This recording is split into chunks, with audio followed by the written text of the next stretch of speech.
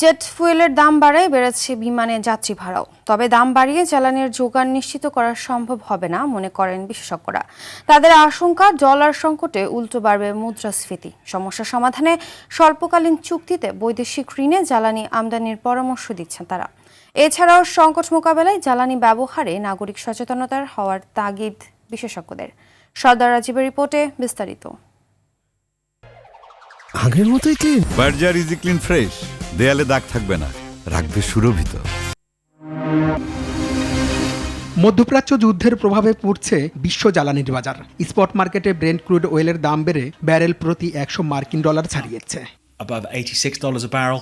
এ অবস্থায় জ্বালানি খাতের লোকসান পোষাতে দেশে 1,79% জেট ফুয়েলের দাম বাড়িয়েছে সরকার। বিপিসির আবেদনের প্রেক্ষিতে এই দাম কার্যকর করেছে বিআরসি। তেলের দাম বাড়ায় প্রভাব পড়েছে বিমানের যাত্রী সেবায়। ইতিমধ্যে অভ্যন্তরীণ আকাশপথে ভাড়া বেড়েছে 1000 থেকে 1200 টাকা পর্যন্ত। আন্তর্জাতিক রুটেও ভাড়া বাড়ানোর পথে। জেট ফুয়েল প্রাইস যদি মোর দ্যান 100% আপনার ইনক্রিজ করে, স্বাভাবিকভাবে এটার ডিরেক্ট প্রভাবটা পড়বে হচ্ছে এয়ারলাইন্সের উপরে, এবং সেই প্রভাবটা পড়বে প্যাসেঞ্জারের উপরে। এই সিদ্ধান্তটা যেমন একদিনের মাথায় যেমন প্যাসেঞ্জারের উপর প্রভাব পড়েছে, এয়ারলাইন্সের উপর প্রভাব পড়েছে, সাথে সাথে এটার একটা ইম্প্যাক্ট হিসেবে হোটেল ইন্ডাস্ট্রির প্রভাব পড়বে ট্যুরিজম ইন্ডাস্ট্রি।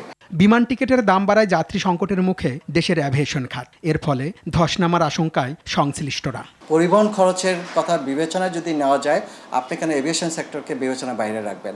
আপনাকে এই সেক্টরটাকে বাঁচিয়ে রাখতে হলে যত দ্রুত সম্ভব আপনাকে এই সিদ্ধান্ত থেকে বের হয়ে এসে অন্যান্য দেশের সাথে কম্প্যারিজন করে লজিক্যাল অ্যামাউন্টে আপনাকে সেই জেট ফুয়েল প্রাইসটা নির্ধারণ করতে হবে। এছাড়াও ডিজেল, পেট্রোল ও অকটেনের দাম বাড়ানোর আবেদন করেছে পেট্রোলিয়াম কর্পোরেশন বিপিসি। আন্তর্জাতিক বাজারের সাথে সমন্বয় করতেই এই আবেদন রাষ্ট্রায়ত্ত প্রতিষ্ঠানটির। পরিস্থিতি মোকাবেলায় দাম বাড়ানোই উপযুক্ত পথ নয় জানিয়ে বিশেষজ্ঞরা বলছেন, ডলারের যোগান নিশ্চিত না হলে দাম বাড়িয়েও তেলের সরবরাহ স্বাভাবিক রাখা সম্ভব নয়। দাম বাড়বে টাকায়, কিন্তু সরকারকে আমদানি করতে হবে ডলারে। সুতরাং মূল্য বৃদ্ধি করে সরকার টাকা পেতে পারেন, ডলার পাচ্ছেন না যতক্ষণ পর্যন্ত না আন্তর্জাতিক উৎস যেমন IMF বা আন্তর্জাতিক কোনো উচ্চ সুদের কোনো আন্তর্জাতিক এজেন্সি থেকে ঋণ না করছেন।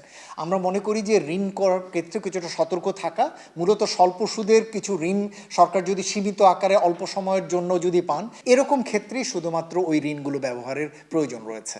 সংকট মোকাবেলায় এই মুহূর্তে নাগরিকদের সচেতনতার বিকল্প নেই বলে জানান জ্বালানি বিশেষজ্ঞ শফিকুল আলম। আমাদের ওয়ার্ক ফ্রম হোম, সেটা ব্যাপারে আমরা চিন্তা করতে পারি যে এখনই আমাদের সময় হচ্ছে সচেতনতা বাড়ানো, জ্বালানি সাশ্রয়ে সবাইকে উদ্বুদ্ধ করা, এবং কী কী মেজার নিলে সহজে জ্বালানি সাশ্রয় করা যায়। যেমন এয়ার কন্ডিশনারের টেম্পারেচার 24 ডিগ্রিতে না রেখে 25 ডিগ্রি বা 26 ডিগ্রিতে রাখলে যে জ্বালানি সাশ্রয় হবে সেটা।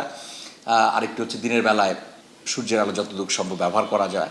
দেশে দীর্ঘমেয়াদী জ্বালানি নিরাপত্তার স্বার্থে অভ্যন্তরীণ উৎপাদন বাড়ানোর পাশাপাশি নবায়নযোগ্য জ্বালানি বাড়ানোর পরামর্শ বিশেষজ্ঞদের।